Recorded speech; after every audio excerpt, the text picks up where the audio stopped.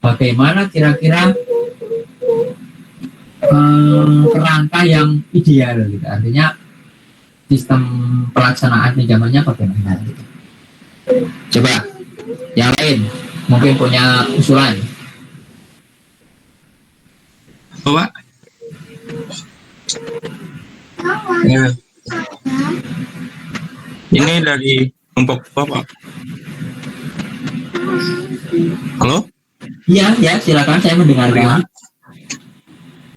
Jadi kalau dari menurut kelompok kami, hal yang paling krusial itu kan dari bagian perencanaan, Pak. Jadi bagian usulan, kegiatan, sama peningkatan siapannya.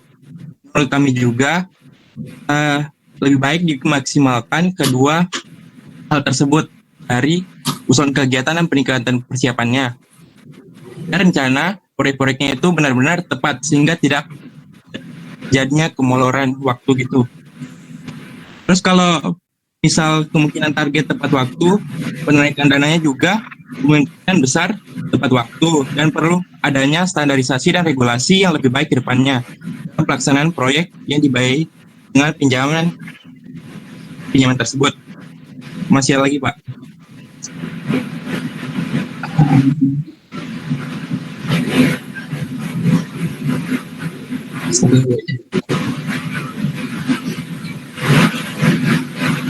Masih ada lagi, Arpandi? Ya, Pak. Terus selanjutnya itu juga diperlukan adanya monef dari berbagai pihak yang melaksanakan pinjaman, di mana waktu penarikan bisa selalu dipantau. Selanjutnya diperlukan juga adanya aplikasi yang bisa mengukur waktu penarikan pinjaman, seperti sudah mulai mendekati jatuh tempo. Mungkin itu saja, Pak. Monef, aplikasi dengan mungkin adanya standarisasi dan regulasi sebagai insentif bagi para pejabat dalam melakukan perencanaan dan pelaksanaan agar kegiatan proyek tersebut tidak keluar waktunya, sehingga meminimalisir terjadinya kendala saat pelaksanaan proyek, sehingga biaya komitmen fee bisa jadi lebih efisien dan sesuai dengan rencana sebelumnya. Itu, Pak. standarisasi, regulasi, insentif gitu ya. Insentif dan monef dan aplikasi yang mengukur kalau monef kemudian aplikasi itu sebenarnya udah ada, sudah dilakukan gitu ya, baik itu oleh KL maupun oleh Kementerian Keuangan. Nah, cuman sekarang kondisinya belum maksimal gitu. Ya, nah, kira-kira kalau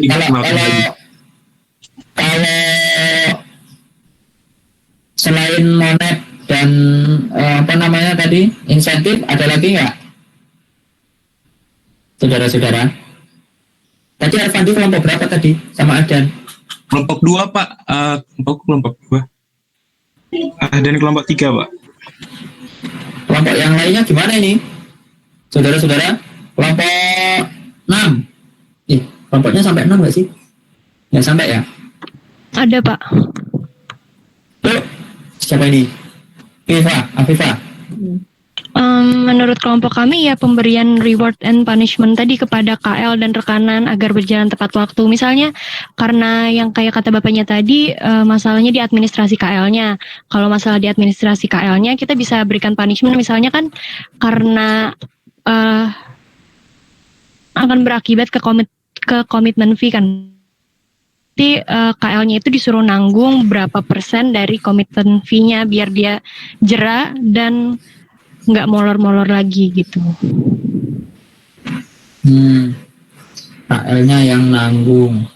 Ya Pak, sama kadang Pak, kan kita tuh masih suka dibingungkan kan, apakah orang tuh lebih senang adanya reward atau adanya punishment gitu loh. Nah kadang mungkin di sini untuk penjelasan dari rewardnya tuh belum begitu bagus gitu. Berarti kalau memang dibilang agak menggiurkan atau gimana, kan bisa jadi mereka jadi lebih giat, maksudnya kayak jadi lebih tertib lagi gitu loh Pak. Sama kalau aku mikir tuh lebih kayak pembuatan aplikasi yang bisa memantau banget ini, karena menurut saya ya Pak, regulasi apapun itu kan peraturan udah dibikin ya Pak. Tapi kan emang di Indonesia sendiri terkenal emang udah dari dasarnya sifatnya manusia sendiri gitu loh. Dan pemantauan untuk ke bawah itu kan dari segitu banyak orang, pelaksana kan susah kan Pak. Nah ini gimana caranya biar ada suatu aplikasi atau apa yang benar-benar bisa memantau setiap dari kegiatannya si pelaksananya tadi loh Pak, yang terkait dengan penarikan pinjamannya gitu Pak sih.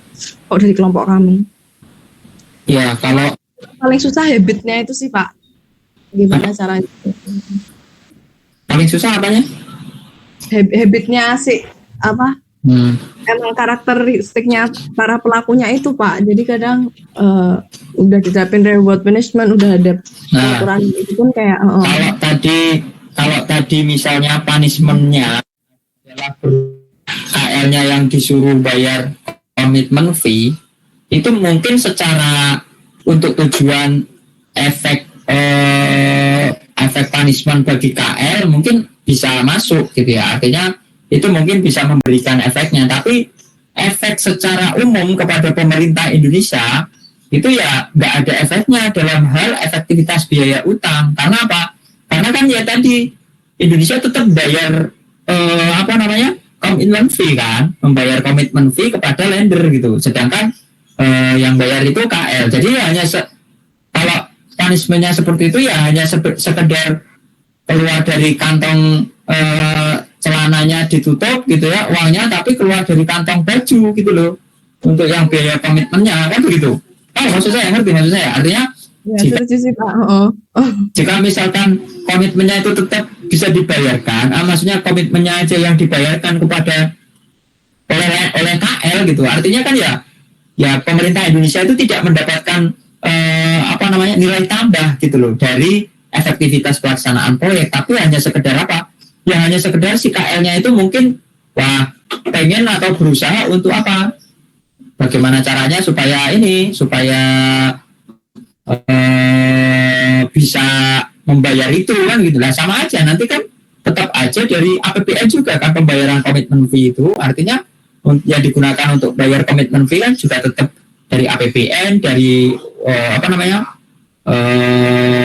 keuangan negara gitu. Artinya negara secara umum ya masih harus membayar komitmen fee itu kepada lender gitu. Artinya yang di sini yang perlu ditekankan kan sebenarnya adalah bagaimana pemerintah atau negara ini bisa menghemat biaya tadi melalui apa?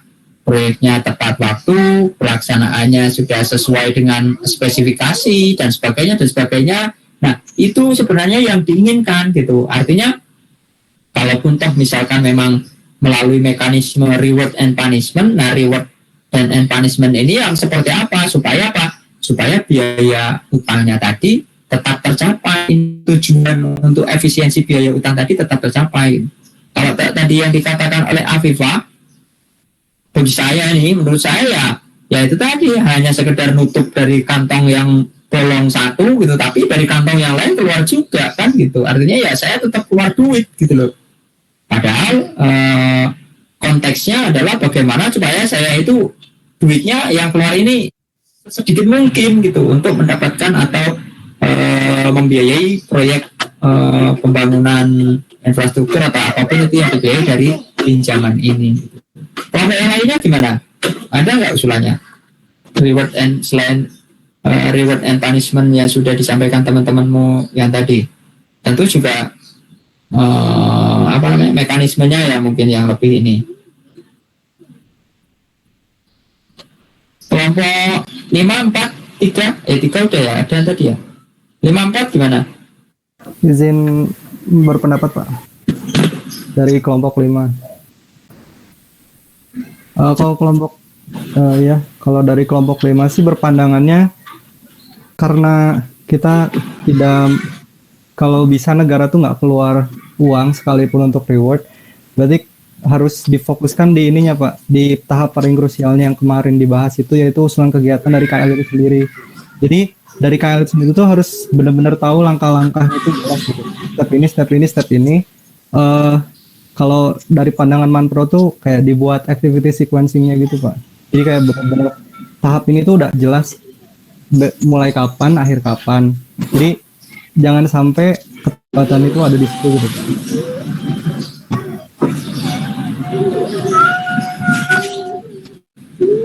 Iqbal, planningnya, sisi planningnya ya, berarti Iya Pak. planning. Sebenarnya kalau sisi planning ini kan juga sudah ada di persyaratan tadi ya. Tapi mungkin ada beberapa hal yang perlu ditambahkan atau dijadikan persyaratan pemenuhan kegiatan gitu, Iqbal tadi. Iya Pak. Nah, itu ukurannya untuk menilai bahwa rencana tadi memang sudah sesuai atau tidak dan sebagainya itu apa? Karena ya secara ideal itu tentu ketika setiap usulan kegiatan yang disampaikan oleh KL yang dinilai oleh Bappenas itu ya pasti semuanya sudah harus menyampaikan tadi rencananya seperti apa, perencanaan bagaimana pelaksanaan proyeknya, kira-kira progresnya dan sebagainya, RAB-nya berapa sehingga diketahui biayanya berapa gitu ya, kegiatannya apa saja dan sebagainya itu kan secara umum pasti seharusnya sudah disampaikan pada saat penyampaian usulan kegiatan kepada Bappenas untuk penilaian kegiatan sebelum dilakukan dokumentasi atau dimasukkan proyek itu dimasukkan ke DRPLNJM ataupun dimasukkan ke DRPPLN bahkan dimasukkan ke daftar kegiatan itu kan peningkatan kesiapan kegiatan, usulan dan sebagainya itu kan sudah lewat planning dan mekanisme perencanaan dan sebagainya tadi, baik itu melalui kerangka manajemen proyek ataupun kerangka usulan proyek secara administratif gitu. Nah, yang lebih konkretnya kira-kira seperti apa? Ada kelompok lain boleh? Kelompok mat mana kelompok mat? Hadir. Hadir Pak. Ya silakan. Jadi dari kelompok kami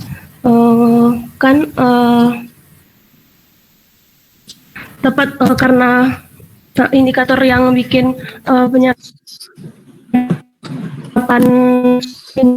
anak tidak tahu Pak. Jadi itu bisa dimaksimalkan mungkin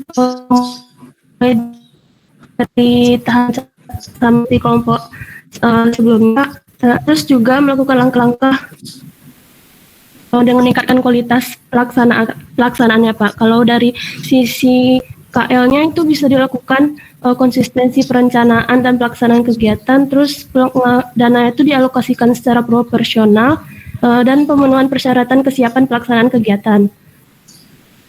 Terus kalau dari sisi itunya Pak, stakeholder-nya itu dengan itu meningkatkan pemahaman mereka Pak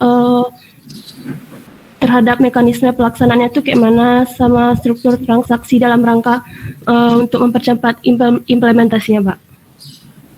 Ya. Mungkin seperti itu Pak. Oke.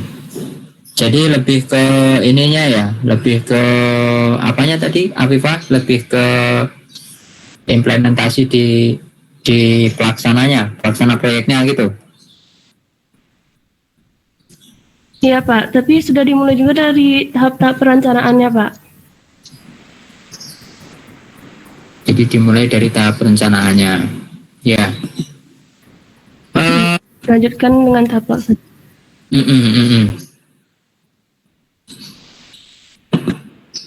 Ya. Ya memang sebenarnya kalau secara ini ya, secara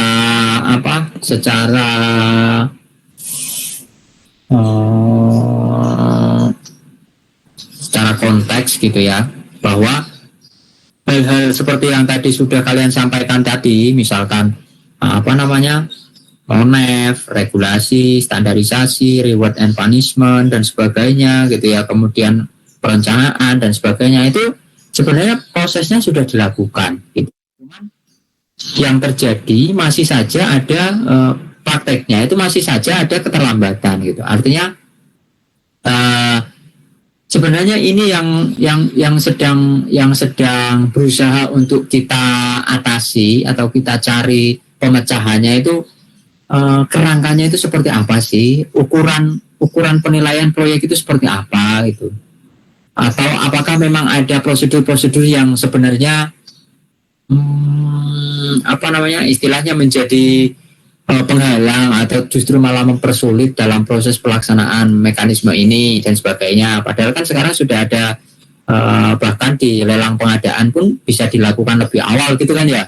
Kalau di PBJ gimana? Bisa dilakukan lebih awal kalau proses pengadaan barang dan sebagainya itu. Ketika misalkan suatu proyek yang dibiayai dari APBN dan sebagainya. Saya nggak ngerti kalau untuk yang di PBJ-nya prakteknya seperti apa sih. Jadi belum bisa mendapatkan input dari situ gitu. Tapi artinya paling tidak mekanisme-mekanisme yang mengakibatkan kesulitan atau yang menyebabkan potensi keterlambatan itu sebenarnya sudah diantisipasi beberapa gitu. Tapi ada juga mungkin ya terkait dengan pada saat tahap pelaksanaannya yang spesifik dengan masing-masing proyek gitu ya. Nah sekarang ini yang ingin untuk dilakukan oleh pemerintah itu adalah bagaimana caranya supaya kerangka proyek yang dibiayai dari pinjaman ini bisa dilakukan tepat waktu. Apapun itu, maksudnya bagaimanapun caranya, langkahnya mau seperti apapun, nah diharapkan hal itu bisa meningkatkan efektivitas pelaksanaan proyek sehingga nanti bisa mengurangi biaya pinjaman, biaya utang terutama pinjaman ini terkait dengan pelaksanaan proyek yang dibiayai dari pinjaman. Oke, mungkin itu ya pertemuan kita pada pagi hari ini. Ya sebenarnya kalau mau didiskusikan lebih lanjut masih panjang gitu ya, cuman karena terbatasan waktu ya kita cuma 2 SKS jadinya waktunya sempit sekali untuk kita bisa mengelaborasi suatu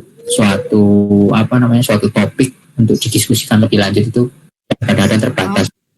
Jadi konklusinya belum ketemu, Pak. Konklusinya ya kesimpulannya ya, kalau yang dari kalian sampaikan tadi belum ketemu, saya belum bisa menarik apa yang seperti yang aku bilang tuh sebenarnya semuanya tuh kayak udah dilaksanakan gitu loh ya. Cuman emang basicnya tuh susah dan memang belum tertib aja ya, tapi nanti saya akan berusaha untuk meramu gitu ya. Semangat ya Pak ya. Saya sebenarnya sudah punya gambaran sih, artinya kira-kira mau seperti apa, karena kalau dilihat atau ditelusuri lebih dalam lagi mengenai permasalahan yang ada di penarikan ini, itu ada beberapa mungkin yang memang kurang sesuai dengan pelaksanaan atau praktek yang ideal dan sebagainya. Itu nanti bisa dikupas lagi lebih dalam kalau waktu kita nanti lebih panjang. Mungkin bisa di pertemuan pertama pas setelah UTS itu nanti mungkin bisa kita lanjutkan lagi lah ini. Kalau misalkan masih ada waktu kita ngobrol-ngobrol lagi ya. Soalnya kalau untuk yang di pertemuan pertama setelah UTS itu kita hanya berupa administrasi pinjaman sih. Administrasi pinjaman itu nggak banyak juga bahannya ininya. Oke, mungkin itu yang bisa saya sampaikan di pertemuan ini ya. Sebelum berpisah, saya ucapkan selamat ujian, selamat UTS, selamat good luck, gitu ya, selamat menempuh hidup baru, selamat menempuh UTS, gitu ya.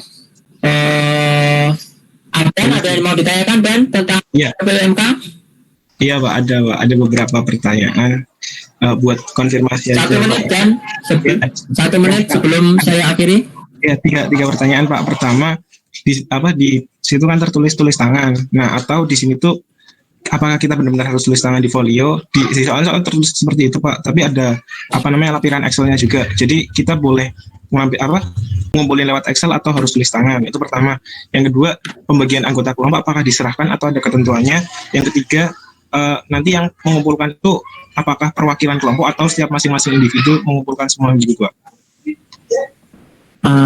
Ini Manpro ya? Iya, Pak. Oh, yang Manpro. Iya, begitu. Ya kan hari ini keluar. Kalau yang manpro nanti saya serahkan ke ininya ya, ke dosen dosen pengajarnya ya. Ya apa ininya ya. Kalau saya soalnya kalau saya tentukan dari saya nanti saya takutnya itu bertentangan atau nggak sesuai dengan apa yang diinginkan dosen pengajarnya gitu. Nanti kalian kalau mengenai teknisnya nanti kalian tanyakan ke dosen ininya ya, ke dosen pengajarnya masing-masing. Soalnya walaupun saya dosko, saya kan tugasnya hanya mengkoordinatori mengenai misalkan penyusunan soal, kemudian bahan dan sebagainya. Tapi kalau teknis per masing-masing kelas itu saya serahkan ke masing-masing pengajar. Nah, artinya itu ada dalam kewenangan mereka. Kalau misalkan nanti saya atur juga, nanti kan bisa jadi itu tidak sesuai dengan apa yang mereka inginkan. Jadi nanti kalian kalau terkait dengan kelompok, terkait dengan teknis dan sebagainya pengerjaan itu, nanti kalian konsultasikan, kalian tanyakan langsung kepada dosen pengajarnya ya. Itu ya, Dan? Siap, Pak. Siap, terima kasih, Pak. Oke, kalau tidak ada lagi yang ditanyakan, sekali lagi selamat ujian. Pesan saya, kerjakan dengan sebaik-baiknya ya. Anggaplah bahwa ini ujian terakhir kalian, sehingga kalian akan melakukan segala hal untuk menyelesaikan ujian ini dengan baik, untuk mendapatkan mendapatkan hasil yang paling baik supaya kalian tidak tereliminasi. Jadi begitu ya. Anggaplah seperti itu. Anggaplah bahwa kalian ini melakukan ujian terakhir dan ini adalah kesempatan kalian yang terakhir untuk melakukan ujian. Selalu gunakan pedoman itu ketika kalian ujian, sehingga kalian bisa all out, sehingga kalian bisa melupakan segala masalah yang mungkin sedang kalian alami saat ini untuk bisa mengerjakan ujian dengan maksimal dan sebaik-baiknya gitu ya. Sekali lagi selamat ujian. Saya akhiri. Wassalamualaikum warahmatullahi wabarakatuh. Sampai ketemu 2 minggu setelah sekarang. Kalau ada ya. Sampai jumpa. Assalamualaikum warahmatullahi wabarakatuh. Terima kasih, Pak.